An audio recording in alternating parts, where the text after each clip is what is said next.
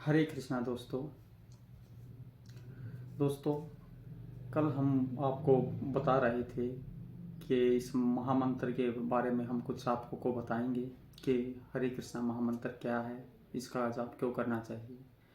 दोस्तों, ये जो महामंत्र है, इसको आप अगर इसके वर्डों को अगर आप काउंट करते हैं, अगर आप इनकी गिनती करते हैं तो हरे कृष्ण कृष्ण कृष्ण हरे हरे, हरे राम राम राम हरे हरे, यानी 16 वर्ड हैं इसमें। और आप एक बार ये मंत्र बोलने की का मीनिंग है कि आप 16 बार भगवान का नाम आपने ले लिया। तो अगर आप कम से कम, ज़्यादा नहीं तो रोज़ अगर कम से कम 2 या 3 माला भी अगर इस महामंत्र जाप की करते हैं तो वो आपके जीवन में एक अलग ही उत्साह लेके आएगा। अगर आप सुबह सुबह हर रोज़ सुबह जल्दी उठकर पूजा पाठ करके इस महामंत्र का जाप करते हैं तो आप देखेंगे कि आपका पूरा दिन कितना शांतमय सुखमय बीतेगा। तो दोस्तों, महामंत्र का जाप अवश्य कीजिए।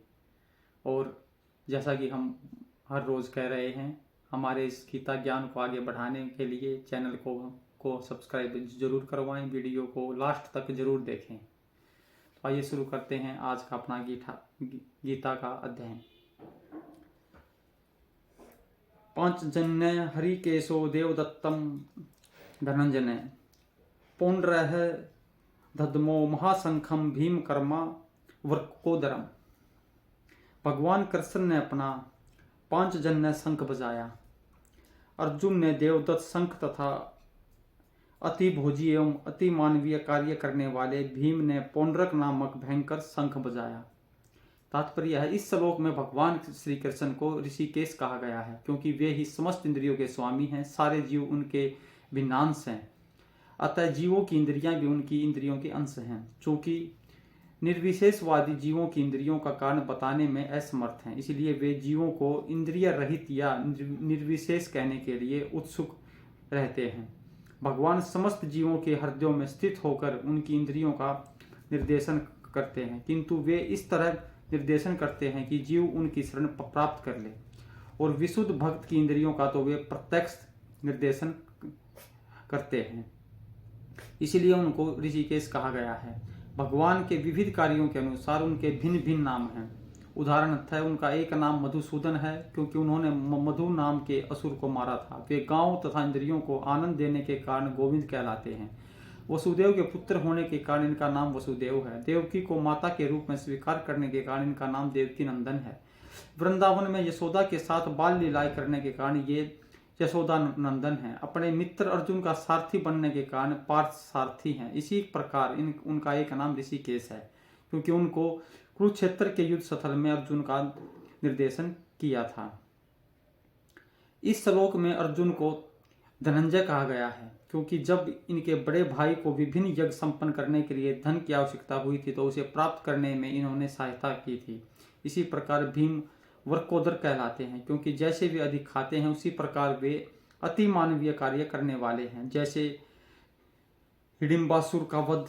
अतः पांडवों के पक्ष में श्री कृष्ण इत्यादि विभिन्न व्यक्तियों द्वारा विशेष प्रकार के शंखों का बजाया जाना युद्ध करने वाले सैनिकों के लिए अत्यंत प्रेरणादायक था। विपक्ष में ऐसा कुछ न था, न तो परम निर्देशन भगवान श्री कृष्ण थे, न ही भाग्य की देवी श्री थी। अतः युद्ध में उनकी पराजय पूर्व निश्चित थी। शंखों की ध्वनि मानो यही संदेश दे रही थी। अनंत विजय राजा कुंती पुत्रो युधिष्ठिरम नकुल सहदेवश्च सुघोषमणि पुष्पको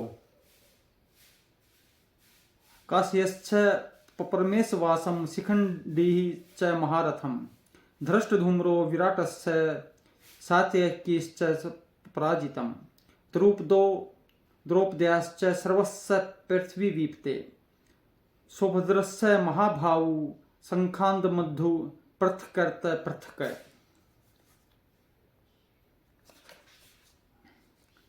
हे राजन, कुंती पुत्र राजा युधिष्ठिर ने अपना अनंत विजय नामक शंख बजाया तथा नकुल और सहदेव ने सुघोष एवं मणिपुष्पक शंख बजाए। महान धनुर्धर काशीराज परम योद्धा शिखंडी धृष्टधुमन विराट अजय सात्यक द्रुपद द्रौपदी के पुत्र तथा सुभद्रा के महाभाऊ पुत्र आदि सबों ने अपने अपने शंख बजाए। तात्पर्य, संजय ने राजा धृतराष्ट्र को अत्यंत चतुराई से यह बताया कि पांडु के पुत्रों को धोखा देने तथा राज्य सिंहासन पर अपने पुत्रों को आसीन कराने की यह अविवेकपूर्ण नीति श्लाघनीय नहीं थी। लक्षणों से पहले भी यह सूचित हो रहा था कि इस महायुद्ध में सारा कुरुवंश मारा जाएगा। भीष्म पितामह से लेकर अभिमन्यु तथा अन्य पुत्रों तक विश्व के अनेक देशों के राजाओं समेत उपस्थित सारे के सारे लोगों का विनाश निश्चित था। यह सारी दुर्घटना राजा धृतराष्ट्र के कारण होने जा रही थी, क्योंकि उसने अपने पुत्रों को कुनीति को प्रोत्साहन दिया था। तो इस श्लोक में हमें दोस्तों ये सीखने मिलता है कि अगर किसी की भी अगर औलाद, कोई बेटा, पुत्र, पुत्री अगर गलत चलता है और माता पिता उसको उस गलत काम में सहयोग करते हैं, उसके गलत कामों को इग्नोर करते हैं, तो वो लास्ट में जाकर एक बड़ी भारी विपदा का रूप ले लेता है। स घोषो धृतराष्ट्राना हृदयानि विदारतम नभश्च पृथ्वी चैव तुमुलोश्च भयूनुनादनयन्। इन विभिन्न शंखों की ध्वनि कोलाहलपूर्ण बन गई, जो आकाश तथा पृथ्वी को शब्दमान करती हुई धृतराष्ट्र के पुत्रों के हृदयों को विदीर्ण करने लगी। तात्पर्य है, जब भीष्म तथा दुर्योधन के पक्ष में अन्य वीरों ने अपने अपने शंख बजाए तो पांडवों के हृदय विदीर्ण नहीं हुए। ऐसी घटनाओं का वर्णन नहीं मिलता, किंतु इस विशिष्ट श्लोक में कहा गया है कि पांडव पक्ष के शंखनाद से धृतराष्ट्र के पुत्रों के हृदय विदीर्ण हो गए। इसका कारण स्वयं पांडव तथा भगवान कृष्ण में उनका विश्वास है। परमेश्वर की शरण ग्रहण करने वाले को किसी प्रकार का भय नहीं रह जाता, चाहे वह कितनी ही विपत्ति में क्यों न हो। अथ व्यवस्थितान् दृष्टाः धृतराष्ट्रान्नकपि ध्वजम् प्रवर्ते शास्त्र संपाते धनुरुगम्य पांडवम् ऋषिकेशं तदा वाक्य मिदमाहम महीपते। उस समय हनुमान से अंकित ध्वजा लगे रथ पर आसीन पांडुपुत्र अर्जुन अपना धनुष उठाकर तीर चलाने के लिए उद्यत हुआ। हे राजन, धृतराष्ट्र के पुत्रों को व्यूह में खड़ा देखकर श्री कृष्ण अर्जुन ने श्री कृष्ण से ये वचन कहे। युद्ध प्रारंभ होने ही वाला था। उपयुक्त कथन से ज्ञात होता है कि पांडवों की सेना की अप्रत्याशित व्यवस्था से धृतराष्ट्र के पुत्र बहुत कुछ निरुत्साहित थे, क्योंकि युद्ध भूमि में पांडवों का निर्देशन भगवान कृष्ण के आदेश अनुसार हो रहा था। अर्जुन की ध्वजा पर हनुमान का चिन्ह भी विजय का सूचक है, क्योंकि हनुमान ने राम तथा रावण युद्ध में राम की सहायता की थी, जिससे राम विजयी हुए थे। इस समय अर्जुन की सहायता के लिए उनके रथ पर राम तथा हनुमान दोनों उपस्थित थे। भगवान कृष्ण साक्षात राम है और जहां भी राम रहते हैं वहां उनका नित्य सेवक हनुमान होता है तथा उसकी नित्य संगिनी वैभव की देवी सीता उपस्थित रहती है। अतः अर्जुन के लिए किसी भी शत्रु से भय का कोई कारण नहीं था। इससे भी अधिक इंद्रियों के स्वामी भगवान कृष्ण निर्देश देने के लिए साक्षात उपस्थित थे। इस प्रकार अर्जुन को युद्ध करने के मामले में सारा सत्य परामर्श प्राप्त था। ऐसी स्थितियों में जिनकी व्यवस्था भगवान ने अपने शाश्वत भक्त के लिए की थी, निश्चित विजय के लक्षण स्पष्ट थे। दोस्तों, बाकी का पठन हम कल करेंगे। और इस वीडियो में आज आपको कुछ मेरे साथ में बैठा हुआ एक हमारे घर का सदस्य भी दिखाई दे रहा होगा। दोस्तों, ये एक यानी अगर आप ये सोचे कि मैं इसकी वही बहुत बड़ाई कर रहा हूँ, वो बात नहीं है। लेकिन हर एकादशी को जब भी हम व्रत करते हैं और हम एकादशी की व्रत कथा कहते हैं, तो भी ये हमारे घर का सदस्य जिसका नाम मोजो है, ये पूरी कथा सुनता है।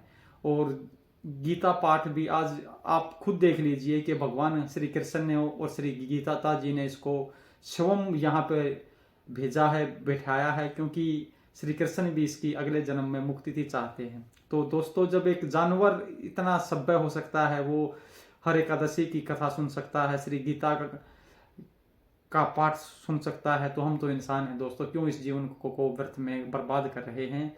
इस वीडियो को ही कम से कम देखकर श्री गीता जी का पाठ कर लीजिए, श्रवण कर लीजिए।